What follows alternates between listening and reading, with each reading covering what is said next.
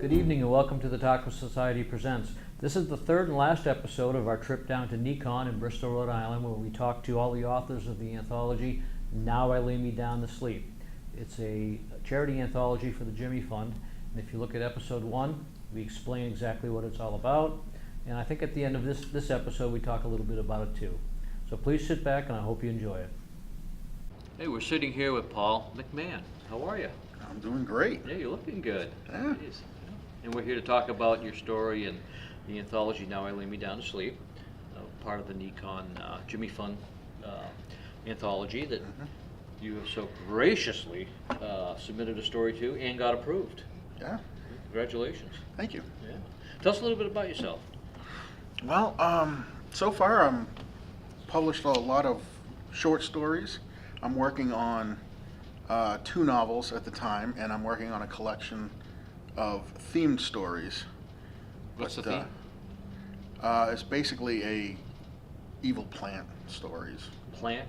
Plants, yeah.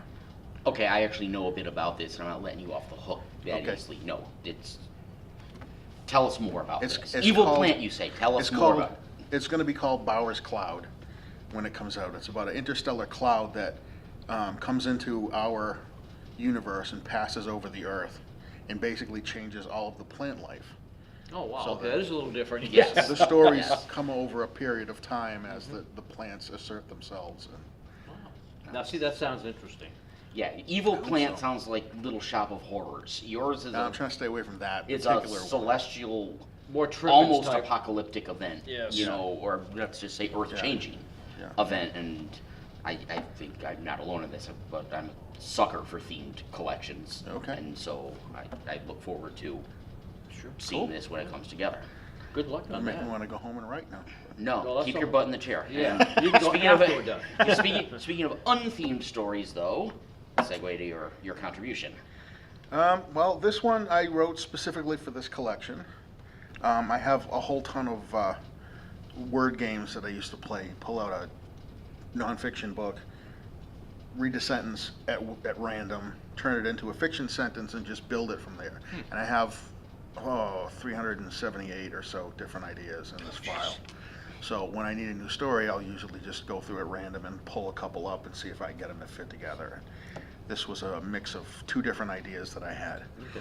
One of them was a man taking care of his father who was very sick, who had aphasia, and they could not communicate in any way. And the other one was a apocalyptic tale of a guy just walking the streets, and every time he looked up there'd be another dead animal a little bit closer to where he was. Oh, jeez. Spooky. So I managed to get those 2 ideas to fit Yeah. together into the same thing. So How about reading a page for us? sure. And the title is? The title is The Phobia Where You're Afraid of Words. I took my dad in after his skull healed. Wasn't prepared for it, didn't want to do it, but I was his only family. It was either take him in or pay through the nose to keep him in a rehab facility.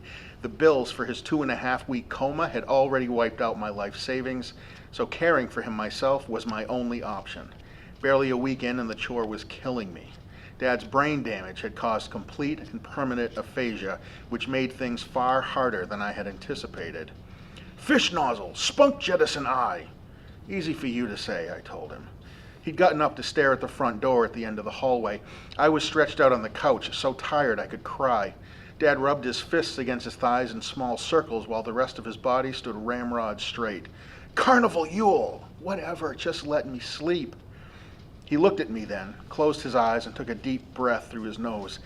He returned to his chair. It had been my chair until the day I brought him here. He dragged it across the room and settled into it beside the shelf with all his old photo albums. I'd moved them and a bunch of his other stuff in during his hospital stay. I closed my eyes, tried to fall asleep by sheer will, but the image of the last pay this amount figure would not leave my mind. I was already working 3 online consulting jobs, and my clients weren't always punctual with their checks. I needed a smidge over $4,000 in the next 2 weeks just for that one bill. I was already a month behind on my mortgage, and I was surprised every time I hit a switch and the lights came on. I rubbed my hand on my forehead, but the squeezing feeling didn't disperse. How much worse was this going to get before Dad finally... I stopped the thought before I could finish, and I thought of something else.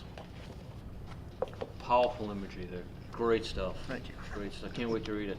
Matt's read all the stories, but no one else has. So. Well, technically Trish and Laura did. Yeah. well, aside from the editors. Yeah. Yeah. I will keep my Cool. mouth shut. Yeah. You know, I'm not spoiling any surprises here. You got to go buy the book. That's right. And I'm Finish looking them all. for, and I'll be buying a couple copies. So thank you very much. Thanks very you much. A pleasure. Thank you. Thank you. Yes. And we'll be back with our next guest in a few seconds. Paul McNally. There's a little bit of blood stains from the last people that we grilled on here, so just be careful. Don't slide off. You gonna be all right? Okay, I'll be You okay, calm? I You think. all right? I think so. You sure? Yep, I All think right. so. Okay, well, we're gonna talk to you a little bit about your involvement in this anthology, Now I Lay Me Down to Sleep, Okay. and your story, and how you got to your story. But first, we want to learn a little bit about you. Well, I'm a software tester who writes in my spare time, which is probably less than I actually should be writing, but I try to do the best I can. We all have that You problem. have a scolding coming from James A. Moore. Oh, and I already got one last Okay. night, so. Oh, did you? Yes, I did. He's everyone's conscience. You should be writing, Yeah. and he's right. We all should be. Please continue. So this story, I actually, I was working on something else and I was totally stuck. Couldn't come up with, I was dead-ended on the story. So I asked my friend to give me the opening line of story and I would write something just off that line. That's interesting. And she tried to throw me off by giving me a line that would have led in a erotic direction because she knows what I write. And instead I took that storyline and I just wrote what eventually ended up here in the anthology. And now it's in a charity anthology benefiting pediatric cancer research. Yes. From an erotic opening line. Yes, but I changed the Jeez. opening line a little just because I knew where this was going to end up. Cheater. So. Well, how about really tell us a little bit about it, and then Okay. read a little bit. It's really short, but it is about a man whose wife is battling cancer, and she's very close to the end of that battle. Okay. And the title? The title is The Other Side. The pool boy took his shirt off as she watched from the window. "What are you doing?" I asked softly, stepping into the room. The sunlight streamed through the glass panes before her, cast her in silhouette. The sundress she wore at one time cradled the curves of her body, hugging her full hips. Now it hung limply on her emaciated body. "I can't feel anything," she said, her words coming slowly as if she was speaking in her sleep. The pool boy walked slowly around the outside of the in-ground pool, skimming leaves from the surface of the water.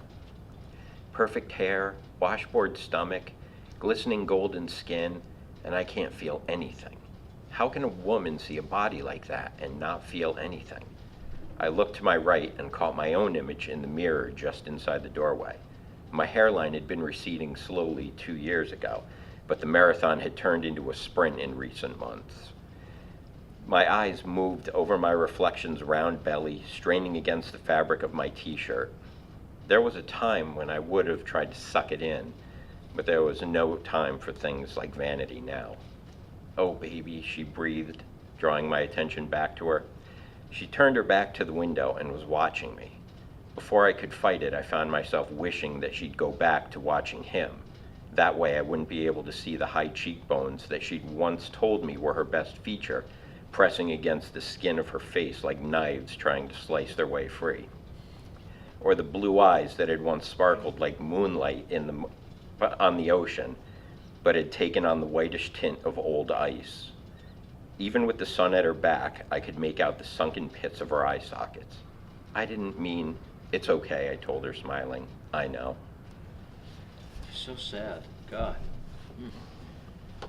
Everybody knows somebody that's gone through something like that, and that really, that's really affecting it.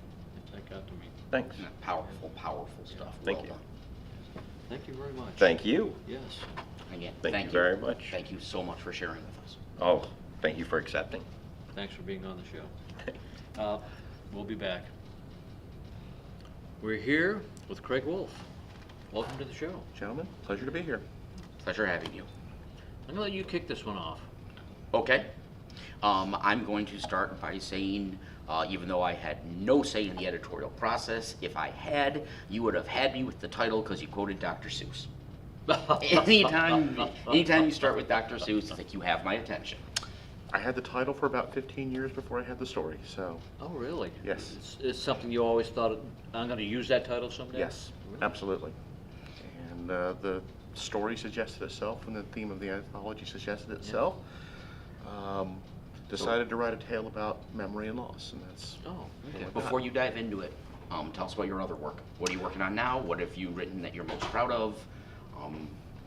I'm what do you want to very share? proud of the novel that just sold this weekend, as a matter of fact. Congratulations. The Magic of NECON. The Magic of NECON, indeed. It's Congratulations. a horror novel called Queen of All the Nightbirds that is slated for sometime in 2019 from Cheesing Press. Get Spectacular. that plug in. Very proud of that, and I am currently working on laying the groundwork for a novel about slavery, rum, and Bristol, Rhode Island. That And sounds ghosts. interesting. I should throw the ghosts in there where we're considering where we're at and what we're talking about. Tell us about your story in here. So as I say, the story in here was a story that I wanted to write about the power of memory, the power of loss, and the ways in which the past can get its hooks into the future.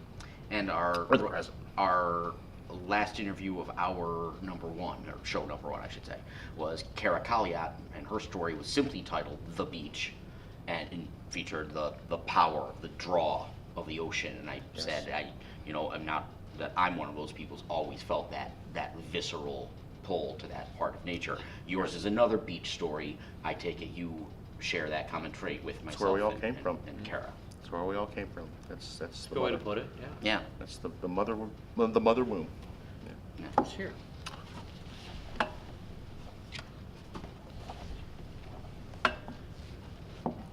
He dreamed again that night. He was young again, all tan and sinew and hormones, and it was bright and clear again, in a way it hadn't been ever since.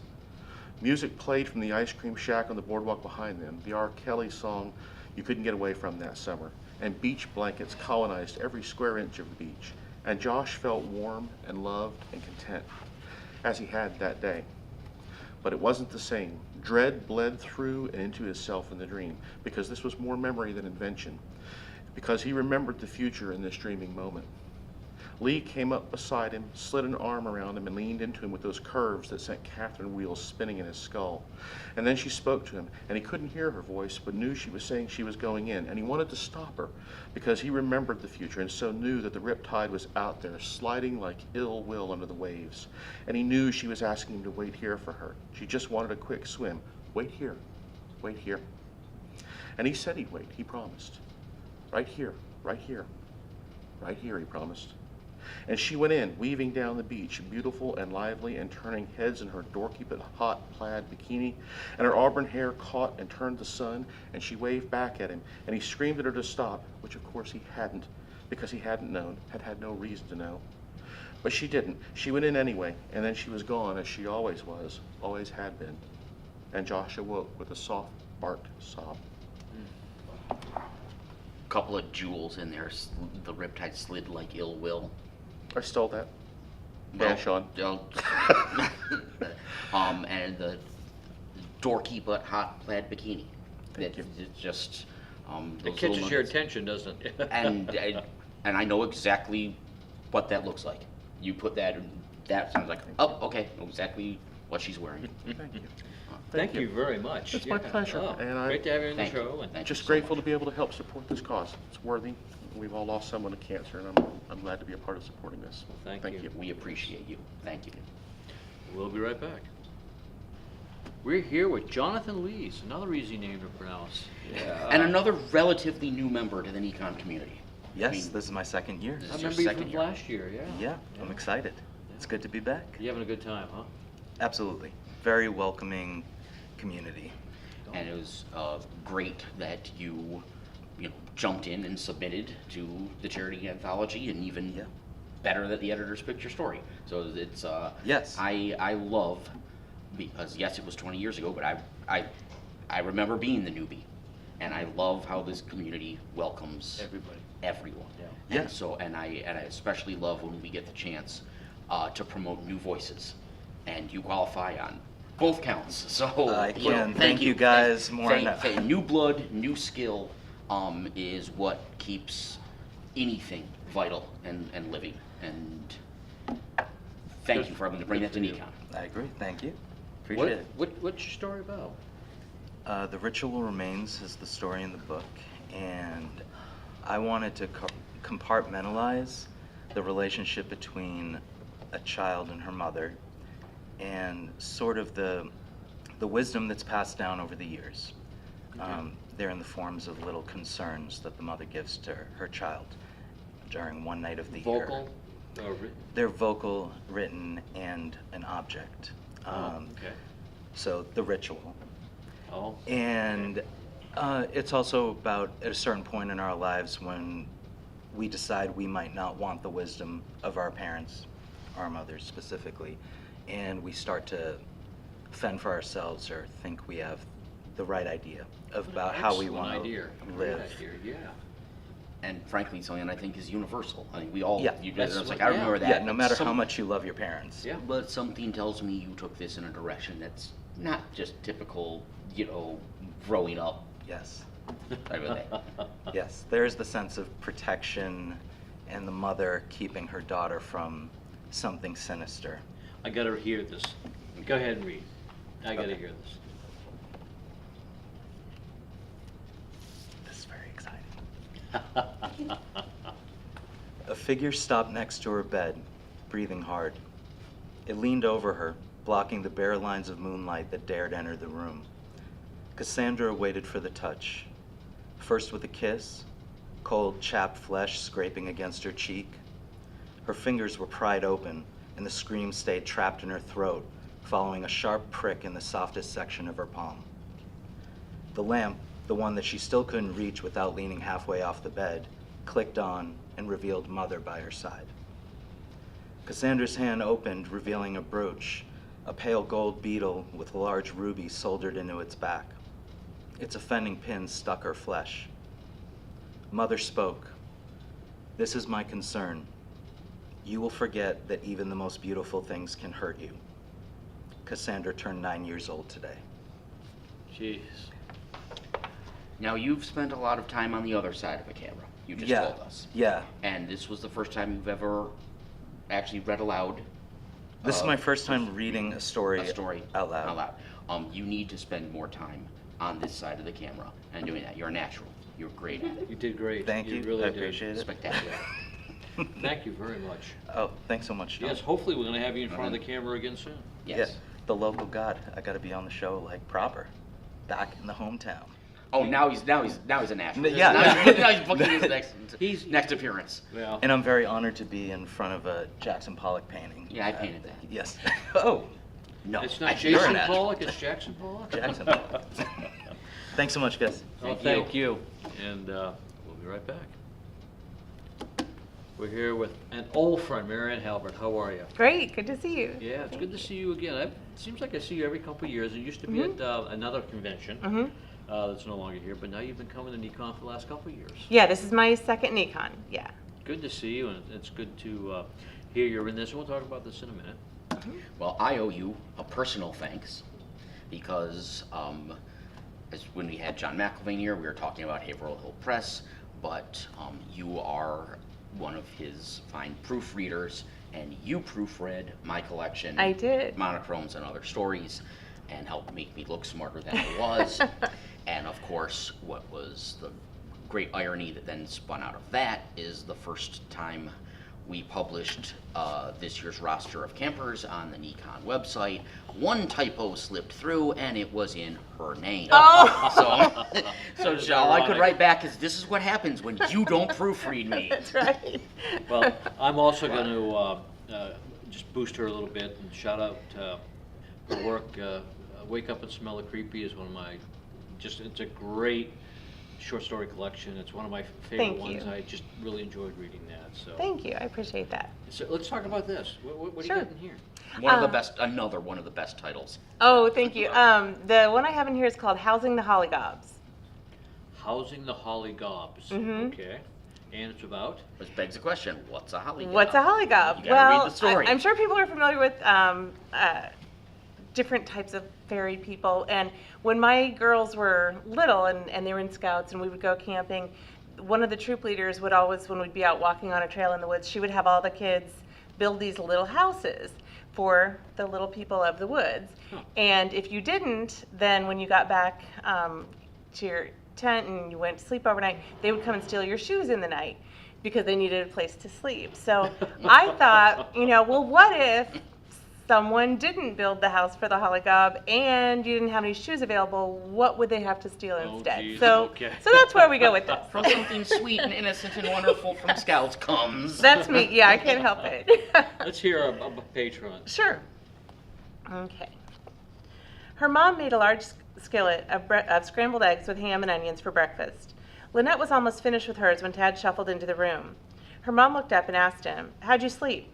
Tad seemed a little dazed. He had dark circles under his eyes. Lynette's mom tried again. "The storm keep you awake?" "Yeah," he said, his gaze drifting toward the window.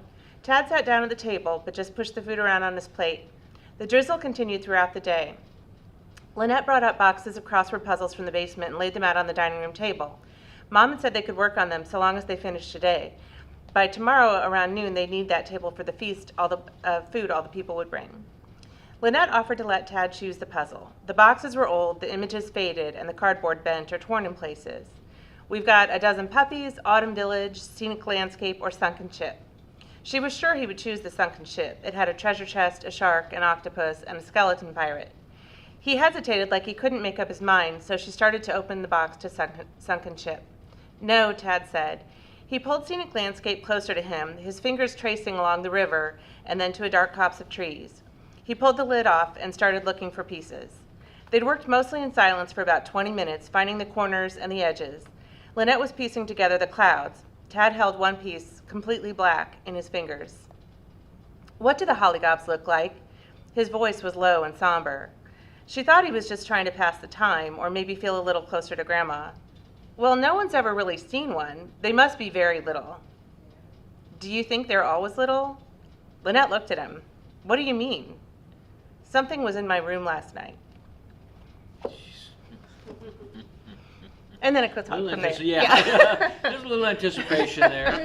Just dangle his carrot in front of you. Yeah. That's great. That's Thank good. you. Yeah. Tremendous stuff. Thank you. Well, I'm thrilled to be in here. Really appreciate it. No, Yeah. I'm glad to have you on the Really show. appreciate you. Yeah. Thanks. Well, thank you very much. Thank you. All right. Thank you. It's a pleasure. Thank you. And we'll be right back in a minute with, if you're watching this in order, Tricia. We're here with Tricia Woolbridge, who was also a friend of the show. You've been on. It Yes. wasn't that long ago either, really. It was last Couple October, months. yeah. Was it, yeah, it was just a couple months I was ago. like, I was so psyched. It was so much fun. That was a lot of fun, yeah. Yes. We really enjoy having people on, and thank you for coming down for that, Happy that to. show. Yeah, But you're here for something else. I am. Your soul. That too. Now I lay me down to sleep. You got a story to tell us about I it. do. I have a poem in here.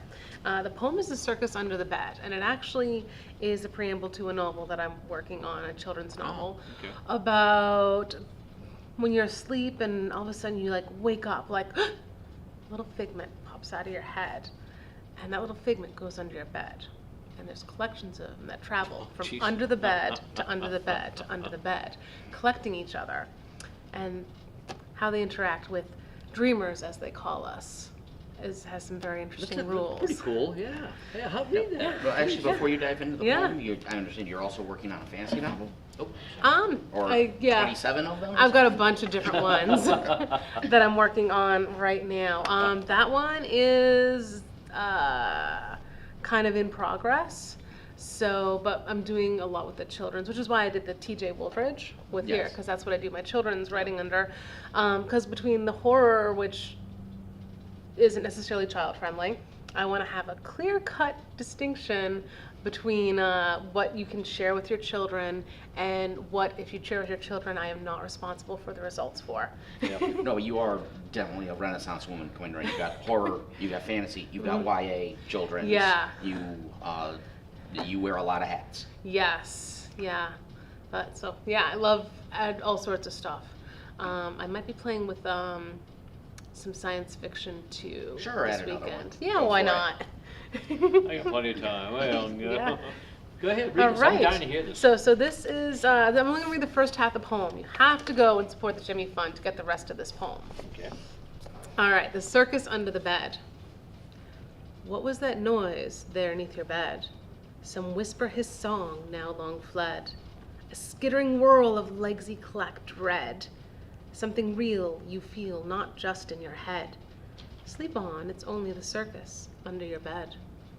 Woke with a start, felt your heart stop, asleep in a dream and then not.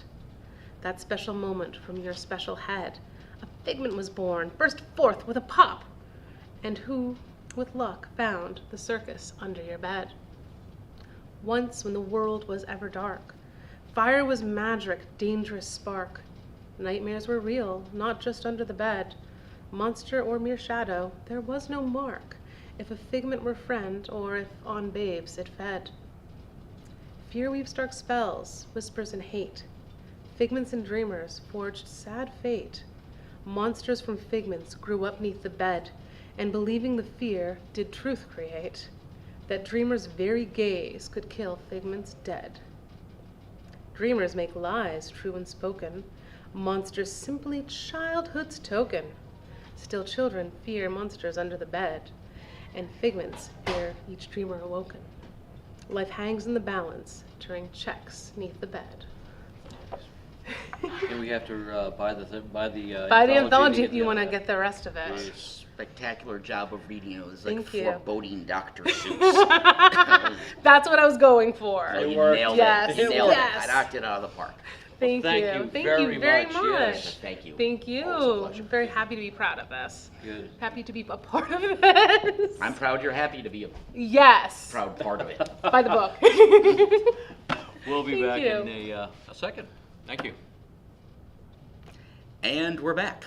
And our next interviewer is Tony Tremblay himself, so now I have to play my best Tony Tremblay. So, smile.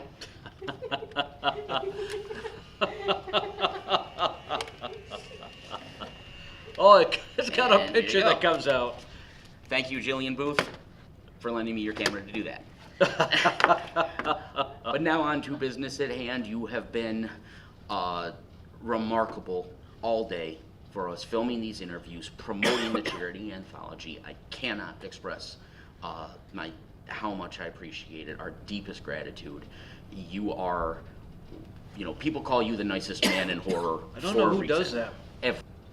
So now we can finally talk about you.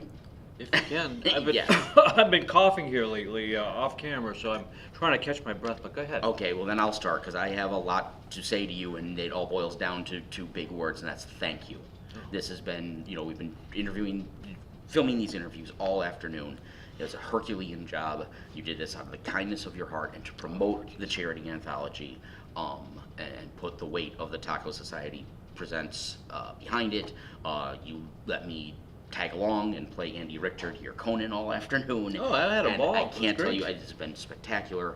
Thank you so much. Oh, you're welcome. So now let's talk about you. So let's plug Tony Tremblay. Who is Tony Tremblay? He's a man of mystery. He doesn't really do a whole hell of a lot of anything. Sits at home, gets on Facebook, goes to bed, gets back up in the morning. And somewhere along the way published The Seeds of Nightmares, is your short story collection from That's Crossroads? It. Yep. And has just sold a novel to John McIlvain's Haverhill House Press. Yeah. Do you Morehouse. want to talk about Morehouse? Is the Yeah. title. I'll just talk about a little bit. Excuse me. It's a result of the River City River City Writers. River City Writers program that I attended to, and Paul McNally, who was here earlier, Yes. was also part of that show, part of that program. As was Laura J. Hickman, one of the editors of Now I Lay Me Down to Sleep, I correct? haven't gotten that far yet, but yeah, Oh. Laura was in there, and James Moore was one of the two teachers. He was also interviewed earlier. Excuse me, I'm still recovering from my little attack here, my allergic attack. But yeah, I started the novel in that classroom, and I kept at it, kept at it, kept at it. It took me about 8 months, and I finally got it done. And got to talking to John McElveen about it, and he's got this new press, Haverhill House. And next thing I knew, we got a deal going, so we were very happy about it. Spectacular. Yeah. So let's change the topic to Blue Stars, your contribution to the charity anthology. Where did it come from, and what can we expect to hear when you dive in a minute or two? Blue Stars, yeah. There's a writer who I admire. Her name is Mercedes Yardborough. Yardley? Yardley. Geez, I'm terrible. Yeah, Mercedes Yardley. I can't say names of me. We just don't get along. But Mercedes is one of the premier short story writers of our time. There's nothing that she has written that I have even remotely, had a problem with. I just love her stuff, and some of her Beautiful Sorrows, some of the stories in her Beautiful Sorrows anthology had a theme of stars, and I was just captivated by it. I thought this was fantastic. One night here, and I wrote the original, my first star story. It's called Stardust. It's in the Seas of Nightmares. It's a great story. I love it, and people love it too. But I wanted to go a little bit further and follow her direction in the way she used stars in her stories. So I came up with Blue Stars. It's a little more gritty. It's a little more hardcore than what she's used to writing. But I think I got what she was trying to do, and I tried to emulate that. And I think it came off okay. I hope it did. Well, the editor sure liked it. The editor did, yeah, and I talked to Mercedes and say, hey, look, I did this, and I'm hoping that she likes it also. If she I'm sure she will, and I'm sure she's honored to be inspiring and paying things forward like that. Yeah, to me, there's no greater compliment than being able to influence somebody. For someone to say, hey, I read your stories and it influenced me so much, I had to write, or I had to Absolutely. write this. And she did that to me. There's 2 stories now, and I'll be forever grateful to her. Terrific. So you gonna share? Yeah, I'll share. Need everybody else read. Come Yeah, on. I know. I'm fortunate that this little asthma or allergy attack came at the end of the show. It would have been terrible if it came at the beginning. Yeah. People would have gotten sick of hearing my voice. It's about a waitress in a small town, Goffstown, my hometown, who's kind of new in the job, but she's trying to get her everything going, trying to figure out who the customers are and what's happening. And this one customer comes in who's very odd, and he captures her attention. Just grab a little sip of water. Excuse me. Though I had been waitressing for only a couple of days, I had seen my fair share of characters eating breakfast at the diner. You couldn't always tell them from the way they looked, but there was no mistaking it when they opened their mouths. They were loud, often handing anyone in their path to their seats. I imagined that in the reality show playing in their heads, they had the starring role. Staff, customers, we all played along, returning their greetings with a smile, an exaggerated guffaw, or a pat on the back. But when the tall man walked in, the decibel level in the diner dropped so low you would have thought a church service commenced. I said the tall man walked in, but shuffled in might be a better description. His shoes made a squeaking sound as one foot, then the other, slid across the tile floor. With his head low, he got as far as the cash register before he paused. He lifted his chin and surveyed the diner before his gaze fixed on a booth in Roxanne's section, a far corner from where there were few customers. I followed him with my eyes as he made his way there. His hair was clean but unkempt, as was his beard. He was dressed for the morning chill of an early May day, donning a full-length, well-worn London fog coat, though it was stained at the bottom and frayed. The left pocket was torn and folded over. As soon as he sat down, the church service must have been over, because the customers went back to chit-chatting and eating their eggs and bacon as loudly as before. Honey, that one is yours. I turned and saw Roxanne behind me, her head nodding in the direction of the tall man. But that's your section, I replied, not bothering to hide the frown on my face. You're the new girl. The new girl always has to wait on Edgar. Spectacular. Yeah, well, thank you.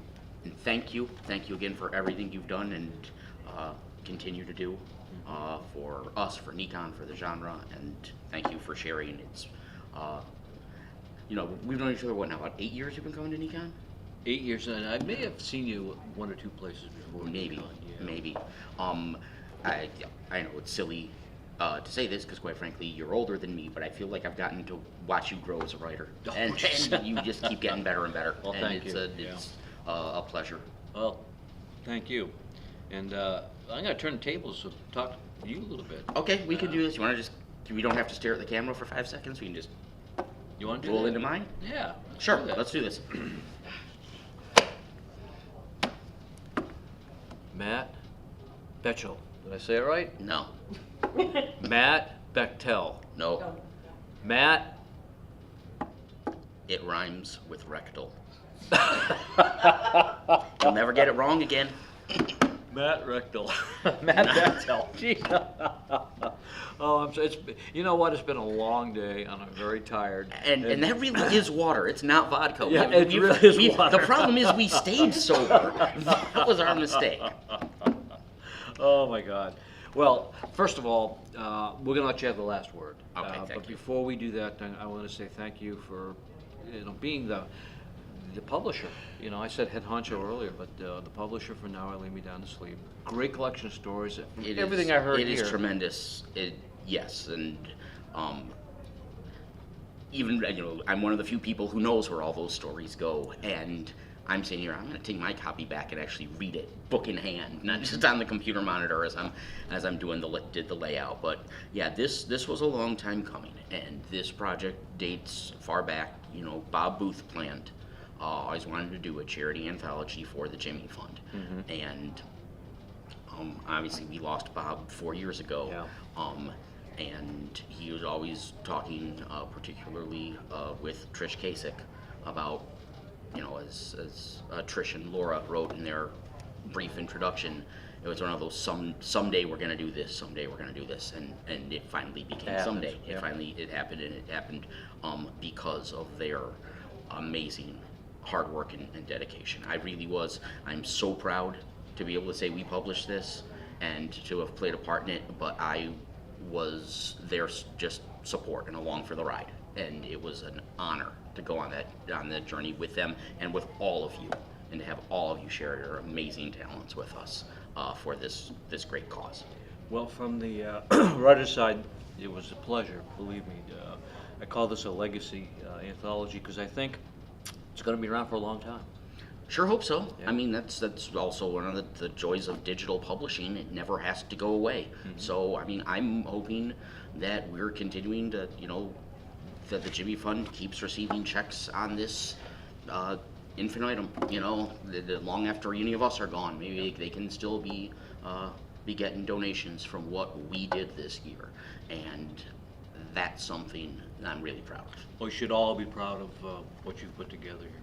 Thank you. And just before I turn the end of the show over to you, if you have something you want to read, I just want to talk to you about your first collection.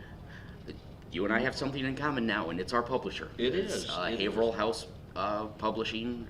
John McEleen's company published my first collection, Monochromes and Other Stories, this year. And This is your first book, this is my first Yep. book, and I'd be lying if I said it wasn't a heady experience. It's a lot of fun. It's a lot of fun. Went through a lot of nights where I was like, this isn't good enough. I'm gonna be panicked. I'm gonna get nothing but 1-star reviews and not the funny. I thought it was a video game kind, But the reception I've gotten has been really good, and I'm excited to go from here. And following that up and plugging now for a different forthcoming charity anthology, I actually just found out yesterday, first day of NECON, I got an acceptance letter from another short story charity anthology that I Good for submitted you. to. Yeah. So I figured that was a good portent of NECON, and this weekend all the benefits of this one are going to the ACLU. Okay. So, Good for you. but back to Now I Lay Me Down to Sleep, because that is the story of why we're again. here. That's why we're here, and again, thank you so much for spending all afternoon doing these interviews and doing 2 whole episodes with us like Oh, this. no, I'm more than happy to. Again, sorry about my little allergy problem at the end here. Yes, how dare you? How dare you have trouble breathing? I'm going to read, I wrote a brief afterword. And I wrote the afterword because when Laura and Trish put together their first table of contents, lo and behold, they put afterword by Matt Bechtel. It's like, oh, I guess I gotta write something. But it did give me the chance to talk not just about Bob Booth, who the anthology is dedicated to. As most people know, Bob was like my second father. Yes. And I was with him through his 8-month battle with lung cancer every day, part of his primary care team. At the same time that Bob was battling cancer down here in Rhode Island, my mother's husband was battling final stage cancer in upstate New York. Oh, boy. And we used to, the gallows humor, we joked it was the two-front war. So I got the chance to, in the afterwards, talk a little bit about what my mom went through and how, what it was like, essentially both of us experiencing losing someone we loved like that to this damn disease at the same time. Let's hear it. But I'm going to curious, yeah. skip straight to the very, very end because I think these are the words that should sum up this entire endeavor, not just these great episodes, but the anthology itself. Okay. I'd like to thank each and every person who purchases a copy of Now I Lay Me Down to Sleep. As the publisher, this is where I'm supposed to say something along the lines of, I truly hope you enjoyed this anthology. But you know what? I honestly don't give a damn if you did. Don't get me wrong, I hope and am confident that you did, but we didn't publish this book to entertain the reader. Unlike every other NECON eBooks title, that was a secondary goal. This time, first and foremost, we just want your money, even though we're not keeping 1 red cent of it. As someone who has been in the trenches as a loved one fights cancer, I cannot express how important prayers, well wishes, and positive thoughts are and how much good they do. But prayers, well wishes, and positive thoughts can't fund research. The money you donated to the Jimmy Fund Dana-Farber Cancer Institute by purchasing this anthology can and will. More than the included stories sent chills up your spine, I hope that fact feeds your soul. Thank you Excellent. all. Thank you very much. Thank you, Tony. No, our pleasure.